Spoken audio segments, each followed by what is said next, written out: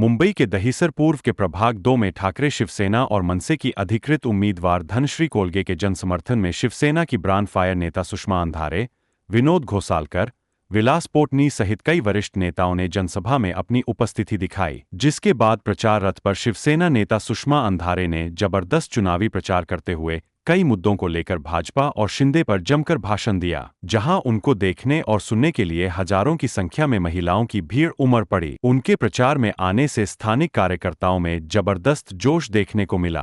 पेश है हमारे मुंबई संवाददाता अकबर शेख की यह खास रिपोर्ट। मी या प्रभागाच्या निमित्ताने खरं तर मुंबई आपल्यासाठी का महत्त्वाची आहे हे आपलं वारंवार बोलून झालं। जेव्हा जगातल्या अनेक शहरांपैकी महत्त्वाचं शहर म्हणून आपण मुंबईकडे बघतो आणि या महत्त्वाच्या शहरात तितक्याच किंबहुना त्या अजून जास्त राखल्या पाहिजेत हे महत्त्वाचं। जेव्हा इतर लोक मुंबईचा खजिना किती, मुंबईचे पैसे किती, मुंबईला काय मिळतं यावर चर्चा करत आहेत, कारण त्यांच्यासाठी मुंबई हा सत्ता आणि संपत्तीचा विषय आहे। आणि आम्ही वारंवार सांगतोय की शिवसेना UBTसाठी मुंबई हा काळजाचा विषय आहे। या काळजाच्या विषयामध्ये आत्ता माझ्यासोबत ज्यांनी आत्ता म्हणणं मांडलं ते घोसाळकरजी, जे आत्ता माझ्या समवेत इथे आहेत ते विलास पोटनी साहेब आणि या प्रभागाच्या उमेदवार धनश्रीताई आणि आपण सगळेजण। खरं तर प्रभागाची ही जी निवडणूक आहे जी नियमाप्रमाणे 5 वर्षांना व्हायला अपेक्षित होती, ती निवडणूक साधारणतः 7-8 वर्षांनी होते। ही 7-8 वर्षांनी निवडणूक का होते तर भाजपला कितीही केलं तरी जो कॉन्फिडन्स येत नव्हता आणि त्यामुळे त्या निवडणुका पुढे ढकलल्या जात होत्या। आता त्या निवडणुका इथं होऊ घातलेल्या आहेत। अशा काळामध्ये जेव्हा आपल्यावर ज्या लोकांनी ॲलिगेशन करायचा प्रयत्न केला ते सगळेच लोक, म्हणजे ज्यांनी वेगवेगळ्या पद्धतीने सांगितलं की आमचं का पटत नाही आहे, तर म्हणाले नाही जरा ते हिंदुत्वाचा विषय आहे। हिंदुत्वाचा विषय कसा काय, तर म्हणाले अहो ते काँग्रेससोबत गेलं तर हिंदुत्व धोक्यात येतं, काँग्रेससोबत गेल्यावर हिंदुत्व धोक्यात येतं हा जावई शोध लावणारी भाजपा अंबरनाथमध्ये काँग्रेससोबत बसली। आणि हेही नसे थोडके, अकोला अकोटमध्ये ती चक्क MIM सोबत बसली। म्हणजे हा विचार यांचा अतिशय तकलादू होता। का ठाकरे मुंबईत महत्त्वाचे आहे यावर आपण पुढे सांगतोय की 2017चा जो जाहीरनामा शिवसेनेने दिला होता, या जाहीरनाम्यातल्या 90 ते 95% बाबी शिवसेनेने पूर्ण केल्या। ज्या 5-10% गोष्टी राहिल्या त्या भाजपच्या हटवादीपणामुळे राहिल्या। जे लोक आमच्यासोबत होते आणि त्यातले काही जर उंदरासारख्या उड्या मारून तिकडे गेले, तेही जायच्या आधी हेच सांगत होते की आम्हाला निधी मिळत नाही। म्हणजे यांची कारणं किती वेगवेगळी येतात बघा। पण आमच्यासाठी ही गोष्ट का महत्त्वाची आहे, आज तुम्ही आणि मी इथे बोलू शकतोय, आज तुम्ही आणि मी इथे सुखरूपपणे उभे राहू शकतोय।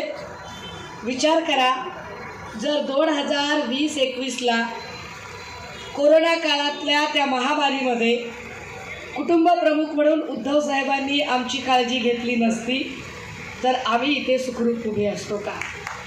कारण जगातलं, आशिया खंडातलं सर्वाधिक लोकसंख्येच्या घनतेचं शहर, म्हणजे जिथे जागा कमी आणि लोक जास्त आहेत असं सर्वाधिक लोकसंख्येच्या घनतेचं शहर म्हणजे मुंबई। आणि या सर्वाधिक लोकसंख्येच्या घनता असणाऱ्या शहरामध्ये जिथे मानवी डिस्टन्स राखणं हीच एकमेव पथ्यपाणी होतं आणि मुंबईत ते शक्य नव्हतं, तरीसुद्धा उद्धव साहेबांच्या नियोजनाने ते शक्य करून दाखवलं।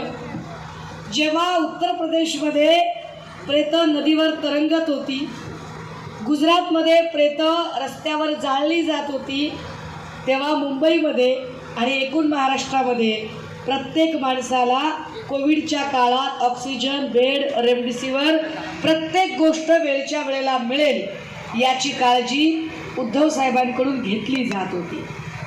पण हे सगळं चालू असतानाच त्यावेळेला भाजप काय करत होती? जेव्हा उद्धव साहेब आमचा कोरोनातनं जीव वाचवत होते तेव्हा भाजप आमचा पक्ष फोडण्याच्या तयारीत होती. जेव्हा उद्धव साहेब आजारी होते, मृत्यूशय्यावर होते, अक्षरशः ज्या माणसाच्या शरीराचा एकही हिस्सा हलत नाहीये, जो माणूस बेडला खिळलेला आहे, अशा काळात त्यांचा पक्ष फोडण्यापर्यंत जातात.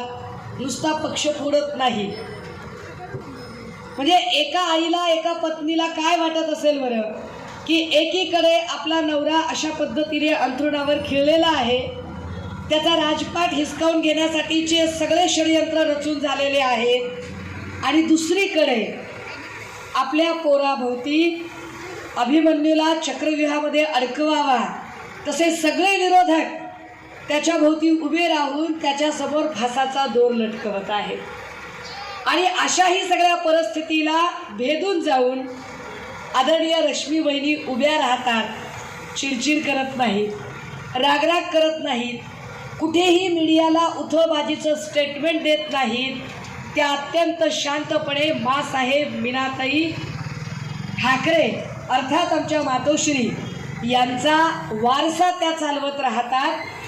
हा वारसा चालवत असताना अपेक्षा ही असते की या मुंबईचं आपल्याला राखणदार शव आपल्या खांद्यावर घेणं हे सगळ्यात मोठं ओझं आहे. ते ओझं, ते दुःख या भाजपाने घोसाळकर साहेबांना दिलं. त्या घोसाळकर साहेबांच्या जर खऱ्या अर्थानं कुटुंबाला न्याय मिळवायचा असेल तर अभिषेक घोसाळकर बद्दल ज्यांनी एकरिच्छ शब्द वापरले आणि त्याच अभिषेक घोसाळकरांचं कुटुंब तोडण्याचा आणि या वयात विनोद घोसाळकरांना दुःखी करण्याचा प्रयत्न ज्यांनी केला, मला कल्पना आहे ते इथून का गेले. कारण मला माहीत आहे की त्यांना हे दुःख सहन होणार नाही, ते त्यांच्या भावनांना आवर घालू शकणार नाही, म्हणून ते इथे थांबले नाही. पण त्यांचं न थांबणं हेच याचं प्रमाण आहे की होय, माझ्या लेकराला जर न्याय पाहिजे असेल तर ज्या भाजपामुळे, ज्या गृहमंत्र्यामुळे हा सगळा प्रसंग ओढवला, कायदे सुव्यवस्थेचे 3, 13, 9, 18 झाले, त्या भाजपचं कमळ चिरडून टाकावं लागेल. तर खरा न्याय मिळवायचा असेल, तर खऱ्या अर्थानं ती श्रद्धांजली द्यायची असेल तर अभिषेक घोसाळकर जी मशाल घेतली होती त्यांनी शेवटपर्यंत सोबत, ती मशाल इथं पुन्हा एकदा पेटवावी लागेल. ती पेटवणं गरजेचे आहे. आम्हाला विश्वास आहे, बेशक धनश्री कोळगे अत्यंत नवीन उमेदवार आहे, पण मला असं वाटतं की तीच तिची खरी जमेची बाजू आहे. कारण तिची पाठी अत्यंत कोरी आहे. तिच्यावर कुणी भ्रष्टाचाराचा आरोप करू शकत नाही. तिच्यावर कुणी बँकेच्या संचालक पदासाठी लबाड्या केल्या, लांड्या केल्या किंवा त्याच्यासाठी म्हणून आमिषाला बळी पडली हा आरोप कुणी करू शकत नाही. धनश्री कोळगेवर कुणी हा आरोप करू शकत नाही की 4 वर्षात तुझी 10 कोटी संपत्ती वाढली किंवा 25 कोटी संपत्ती वाढली. सर्वसामान्य घरातली पोरगी आहे, सर्वसामान्य घरातलं लेकरू इथं लढत आहे. बहीण म्हणून ही आमची जबाबदारी असेल. सुषमा अंधारे इथं नेता म्हणून आली नाही, सुषमा अंधारे इथं बहीण म्हणून आली. सुषमा अंधारे इथं अभिषेक घोसाळकरची बहीण म्हणून आली आहे आणि सुषमा अंधारे इथं धनश्रीची सुद्धा बहीण म्हणून आलेली आहे.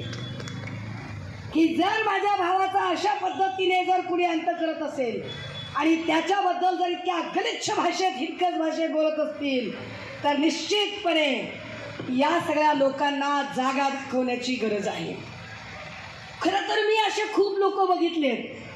तरी मी तुम्हाला एक खरं सांगू का,